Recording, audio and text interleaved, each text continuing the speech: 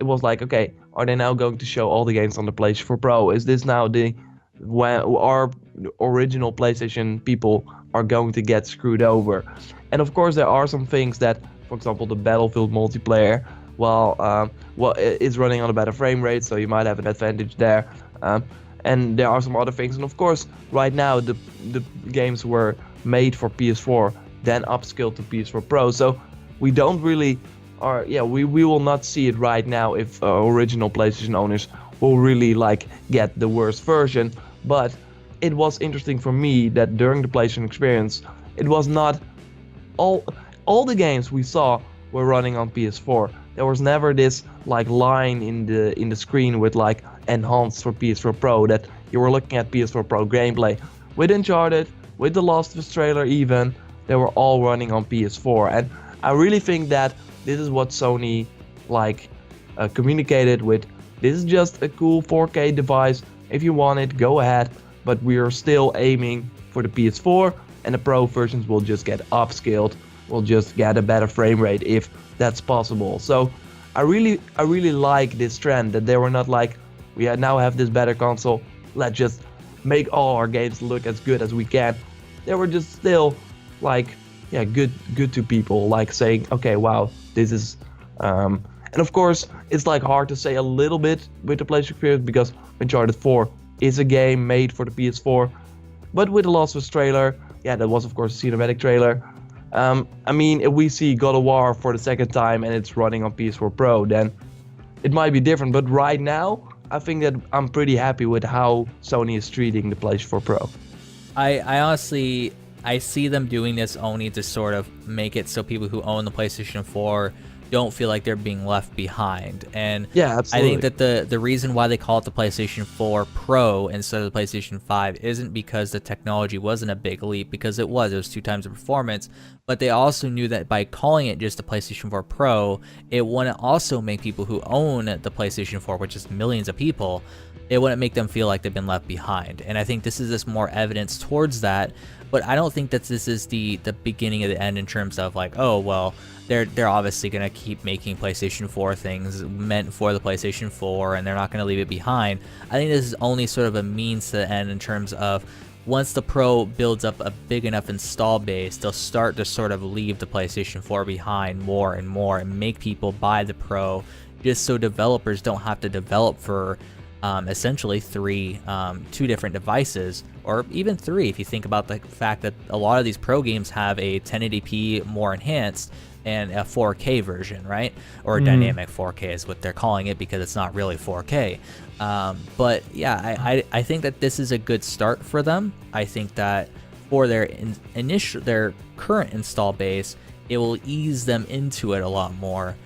And but I think that in the end they're just doing this because they don't want to piss anyone off and they want to coax them into buying a Pro until the point where they're like, okay, we have enough where now we can force these people to buy the Pro because we have the install base to do that. But do you really think that what I think that Sony will totally do is that they now have this Pro, they will just do this for until the PlayStation 5, so they have just the PS4 and the PS4 Pro alongside till the PlayStation 5, and then it will just reset again. I think that will happen, and not that they will then move to the PS4 Pro, then have the PS4 Pro and the PS5, and then move from the PS4 Pro to the PS5. Stuff like that. I don't think that will happen. I think that PS4 Pro will always be this console that, get a better performance, but it will not change the way you play the game, because otherwise the PS4 Pro would also have a better UI, and they would have stuck way more time into that, while right now it's just a console, just a box with some better tech in it, and yeah, that's about it. No, I think it really just comes down to Sony wanting to release consoles more frequently, and what we saw with this is the Pro, where it wasn't as like the most polished thing to release from them. It was more of like sort of an in-between prototype, if you will, of what they were sort of working on. Like, let's just go ahead and release it. It's streamlined enough. We think we could sell it, and they ended up selling it to not only people but also developers as well. Not that developers aren't people, but you know what I mean. And so it really comes down to the fact that they're trying to amplify how many consoles are releasing, because they don't want to just wait 5 to 10 years to release another console. They want it to be every like 3 years, every 3 to 5 years, and sort of bring that down to be even shorter, so that way they're making a little bit of money profit wise off the hardware, but they're also and the reason why I say that they're not gonna, and we've talked about this before about the Pro, I think that it will go the PlayStation 4 PlayStation 4 Pro, and then once the PlayStation 5 comes out, it'll be the PlayStation 4 Pro, and then PlayStation 5, and then PlayStation 5 Pro, and then PlayStation 5, and then so on and so forth. And I think the reason why they're going to do that, just like what Microsoft's been touting, they're going to be trying to do a unified ecosystem so no one's left behind. And that's going to basically mean that no one's left behind until we release like 3 consoles, and then you're going to, chop the last one off and then continue on, because these developers have the assets that they're going to have to develop anyhow. And it's just like with the PC. I mean, you can go down to like super potato resolutions, like 800 by 600 with super low textures and everything. So they can always still develop for the lower console.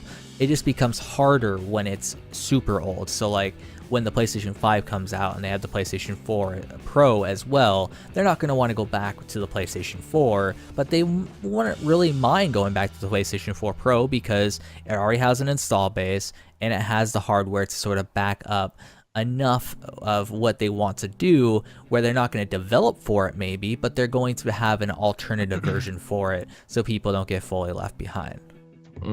Okay. Yeah, I know that with Scorpio, Microsoft just wants it to be a PC, so that the Xbox One will probably be the low settings and the Scorpio be the high settings. Yeah. Something like that. But I don't see that PlayStation 4 Pro doing that. I hope I'm right and you're wrong. But because I think that with the PlayStation 4, Sony saw such a great success, so why change a lot about it, right? Why change the way consoles work while they still have this huge success? I mean, they can release a PlayStation 5 Pro 2 years after the PS4, or 3 years even, and I'm fine with that. But yeah, to not like do this real reset, to not make it feel like you're really making this huge leap with a new UI, because you can have the PS4 UI and the PS5 UI. Maybe the PS4 will have an update, of course, but there will probably be new features inside the PS5 that the PS4 Pro simply cannot do, while the PS4 to the PS4 Pro it's simply not the case. Of course, if you don't count like resolution. But and I'm not saying that the PlayStation 5 won't be different. I'm saying that it will be different. It's just that they don't want, with the faster releases of consoles, they don't want people to feel ripped off. And if you release a PlayStation 5 2 to 3 years after the PlayStation 4 Pro, and you expect those people to buy it, they're going to feel ripped off. And so I think that's why they're going to ease it in and sort of make it the same as the PlayStation 4, because they understand the console market enough to where console gamers expect to keep the same hardware for a while.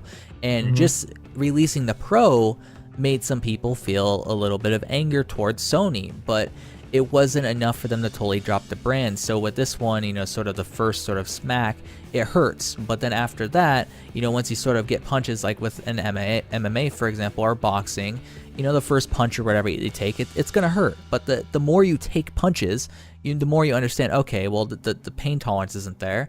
And so it's the same with consumers. They'll realize, okay, well, this is sort of what they're going to be doing, and this is what I should expect. Okay, so they're not gonna leave me behind, but maybe with the next one they will. But by then it'll be a long enough period where I should just invest in another console anyhow. And if I need to, I'll buy the lower end. If I want to, I'll buy the higher end and call it good. Yeah, okay. So it makes sense from their sort of standpoint of not leaving people behind, not pissing them off, and making them feel like they've been ripped off.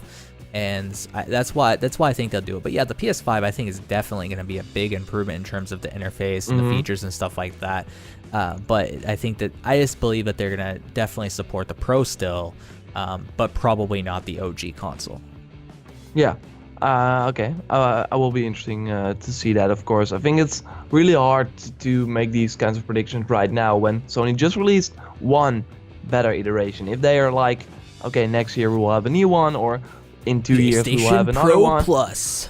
Yeah, exactly. Then okay, then I can see your point. But right now, I really see them just, okay, they're testing the water. That's obviously true. But I think that they will also stick to this normal console generation because it's doing very well for them. Or if, But yeah, if they go with the Apple titles, the new PlayStation 4 Pro. Pro. Oh man, I hope they don't do that. I hope that the next PlayStation will look better.